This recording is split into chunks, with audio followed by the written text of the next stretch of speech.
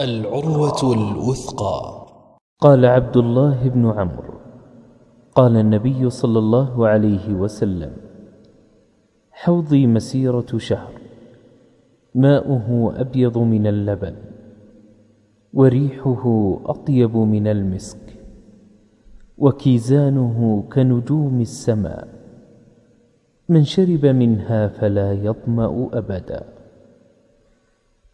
من المعلوم أن الحوض الكبير الواسع الأعظم هو حوض النبي صلى الله عليه وسلم، لأن أمته أكثر الأمم يرده المؤمنون من أمته، وسهولة ورودهم عليه كسهولة ورودهم على شرعه جزاء وفاقا.